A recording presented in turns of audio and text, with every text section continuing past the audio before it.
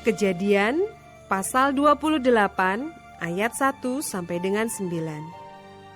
Kemudian Ishak memanggil Yakub, lalu memberkati dia serta memesankan kepadanya. Katanya, "Janganlah mengambil istri dari perempuan Kanaan. Bersiaplah, pergilah ke Padan Aram, ke rumah Betuel, ayah ibumu, dan ambillah dari situ seorang istri dari anak-anak Laban, saudara ibumu.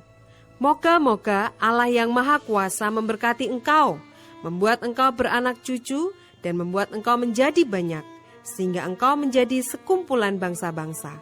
Moga-moga Ia memberikan kepadamu berkat yang untuk Abraham, kepadamu serta kepada keturunanmu, sehingga engkau memiliki negeri ini yang kau diami sebagai orang asing yang telah diberikan Allah kepada Abraham."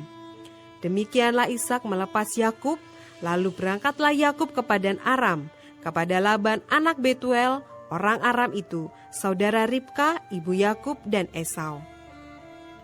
Ketika Esau melihat bahwa Ishak telah memberkati Yakub dan melepasnya ke Padan Aram untuk mengambil istri dari situ, pada waktu ia memberkatinya, ia telah memesankan kepada Yakub, "Janganlah ambil istri dari antara perempuan Kanaan."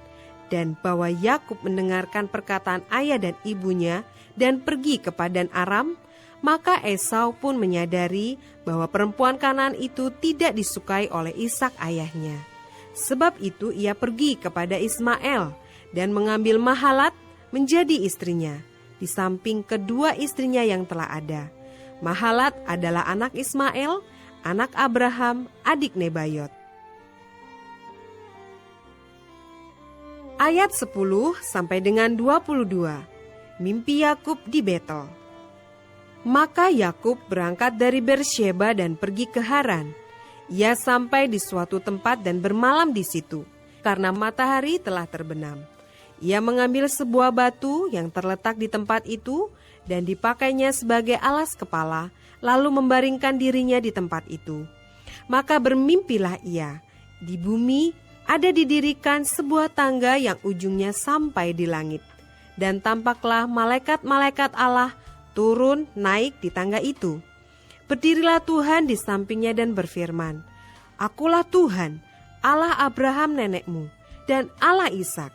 Tanah tempat engkau berbaring ini akan kuberikan kepadamu dan kepada keturunanmu. Keturunanmu akan menjadi seperti debu tanah banyaknya. Dan engkau akan mengembang ke sebelah timur, barat, utara, dan selatan.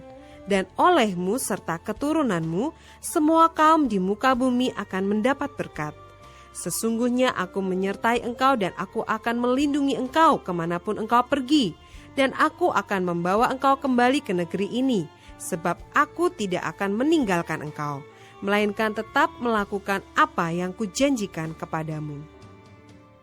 Ketika Yakub bangun dari tidurnya, berkatalah ia, "Sesungguhnya Tuhan ada di tempat ini, dan aku tidak mengetahuinya." Ia takut dan berkata, "Alangkah dahsyatnya tempat ini. Ini tidak lain dari rumah Allah. Ini pintu gerbang surga." Keesokan harinya, pagi-pagi, Yakub mengambil batu yang dipakainya sebagai alas kepala dan mendirikan itu menjadi tugu, dan menuang minyak ke atasnya. Ia menamai tempat itu Betel, dahulu nama kota itu Luz.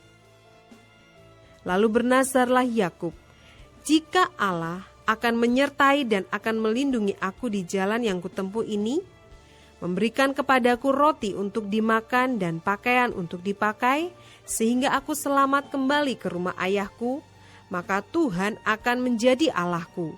Dan batu yang kudirikan sebagai tugu ini akan menjadi rumah Allah. Dari segala sesuatu yang engkau berikan kepadaku, akan selalu kupersembahkan 1/10 kepadamu."